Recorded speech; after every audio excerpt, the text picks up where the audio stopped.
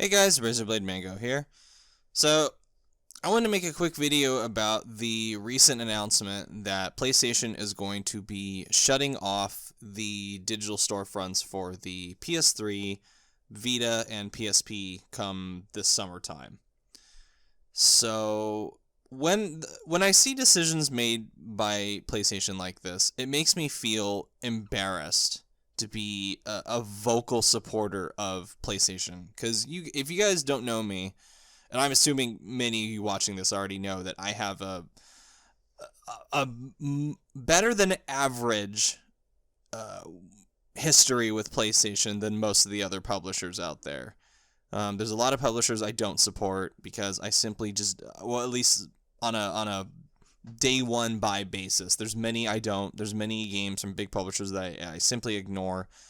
But PlayStation has never been one of them. And I try to go out of my way to, you know, look into what they're doing and support them when I think that they're doing good stuff. And over the past, I'd say maybe 6 to 7 months or so, I've started to get this nagging feeling that they're really starting to lose touch with the community in general that they've cultivated. And this whole thing, getting rid of the digital storefronts, is kind of just the latest thing in a string of recent, really like eyebrow raising decisions or lack of certain things. So, what is happening in the summertime? Basically, what's happening is that PlayStation is going to shut down the digital storefronts for the PS3, PS Vita, and the PSP.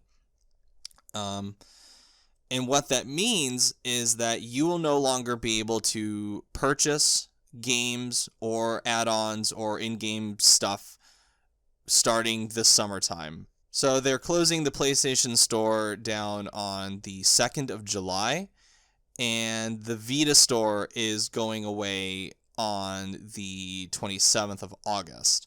And the PSP one is going away on the 22nd of July as well, along with the PS3 one. So now there are some things you will still be able to do, and if you haven't seen it, I have the list in front of me right now I have it on the screen. Features that you'll still be able to have access to, you'll still be able to download and re-download, purchase game titles, which good. I mean, no one should be commending them for that. You should be able to access the purchased media that you got. Again, you shouldn't be getting praised for that. That's like the barest minimum possible thing. You still will be able to redeem Game and Plus vouchers, which, okay. Still be able to re-download and play claimed titles through PlayStation Plus, as long as you remain a subscriber, which, fine, fair enough. However, the things you will lose access to is you will no longer be able to purchase PS3, PS Vita, and PSP digital content, including games and video content. You will no longer be able to make in-game purchases through games on PS3, Vita, or PSP. So if you're one of the people out there that's still playing something like, I don't know, Dead Space 3, let's throw that out there, on PS3, you won't be able to opt into those microtransactions that were stuffed into it. And you will no longer be able to redeem PSN wallet funds on PS3, PS Vita, or PSP. So, this means, it simply means that PlayStation is actively contributing to the erasure of their legacy and the legacy of many third-party games. And I find that out of all the decisions they've been making recently, this is the one I find the most ethically disturbing, because PlayStation is promoting piracy. This is simply what it is, because PlayStation does not have an easy solution to backwards compatibility, native backwards compatibility, and they've stayed mum about any plans. I don't think they have any plans to bring any kind of backwards compatibility for PS3. It's extremely difficult to do that with Vita and PSP. I grant them that, and that's why it's all the more important that I feel like those stores should remain online for the foreseeable future. Maybe until like 2024, 2025, I think that would be reasonable. But this, I feel like it's too soon to shut this down in 2021. And then the PS3 in particular, that's the one I find particularly egregious, because you can't play PS3 games, like disc-based PS3 games on the PS5 due to tech stuff that I get it. I've understood why you can't do it natively. I get it, but when they start making decisions like this, I just have to question what are Sony's priorities right now. I feel like they're putting some of their priorities in the wrong areas.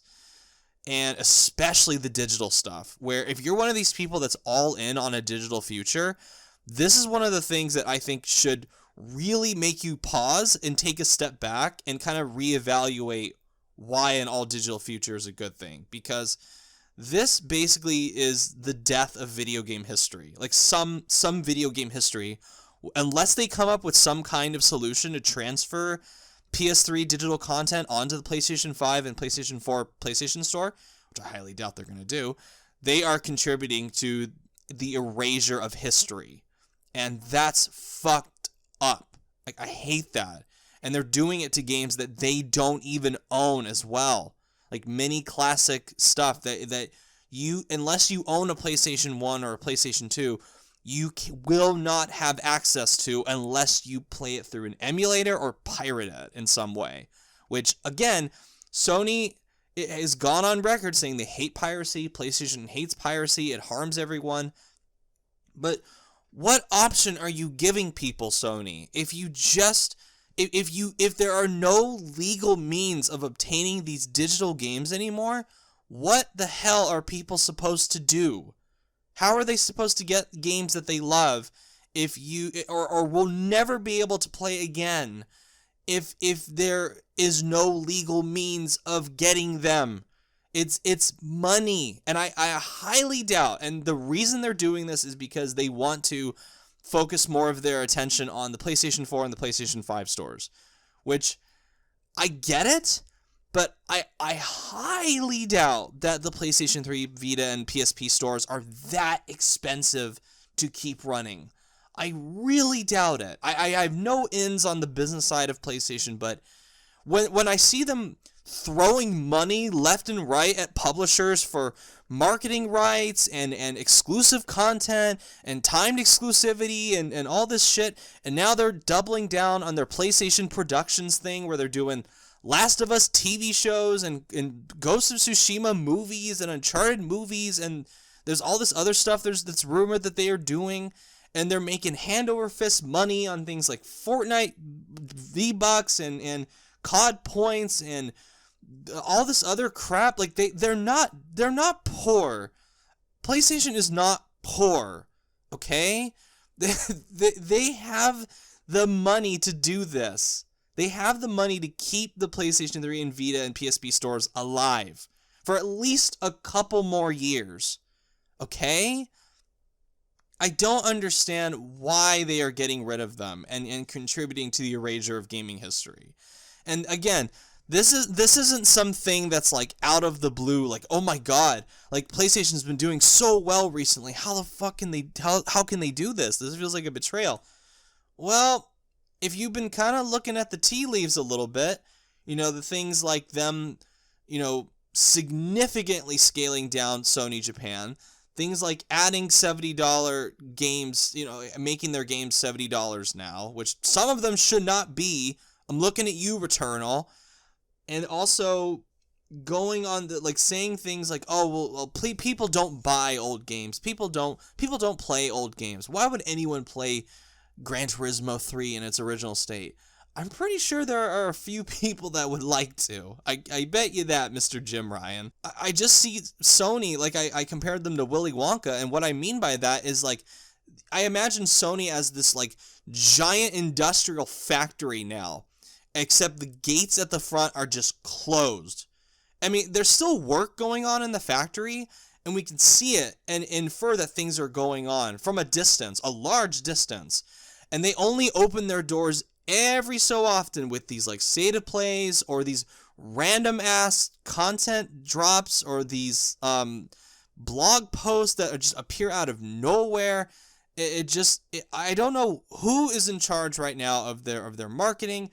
I know who's in charge of their leadership, and I'm starting to kind of buy into the camp that Jim Ryan is maybe not the best thing for PlayStation. All Xbox has to do is close the gap when it comes to the exclusive games in terms of quality and sales. That's it. Maybe not even sales because of Game Pass. Quality.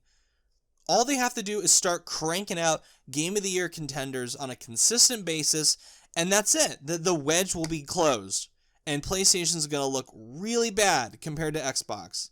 Like, really bad. I just don't understand why PlayStation's doing this. I don't get it. With all the money that they make, with all the nostalgia that they have, and it just makes the nostalgia of something like Astro's Playroom seem really hollow. And that's not a knock against Astro's Playroom. You know, it's not Team Asobi's fault that this is going on. I don't want to infer that they have anything to do with the PlayStation decisions that PlayStation, like the top heads, are making. I don't want to infer that. But when I see, you know, like a bunch of old franchises that are referenced in Astro's Playroom, and then I see that Sony in reality doesn't give a shit about preserving them in their original states, it just makes me think, wow, that is just such window dressing. It's like, you really do not give a shit about your legacy. You don't care at all, man. And that is just a shame. That is just such a damn shame.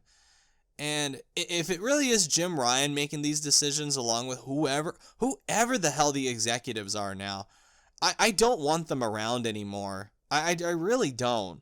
I don't like what Sony, what I'm starting to see them become again during like the PS3 era, because they're damn lucky that they have the amazing games that they do. They're damn lucky that they have great studios under their umbrella and that they make great games. Because if they didn't, oh my god, they would be screwed. I don't get it. And it makes me feel just embarrassed and sad, because I promote Sony whenever I get the chance, but I'm also not afraid to call them out on their shit. And right now they're doing some really shitty things that I don't like. So whoever is in charge of PlayStation, Jim Ryan, I don't know, some secret boardroom people behind the scenes, I don't know. Get your act together, guys. Do better. Please. Please. And delay this. Delay the destruction of the PlayStation 3 and Vita and PSP stores, digital stores. Just stop. Don't do this. Please. Don't. Keep them alive for another 3 to 4 years. Then you can get rid of them, once you have some kind of solution to the backwards compatibility thing, for PS3 at least. Alrighty. Have a good one, guys.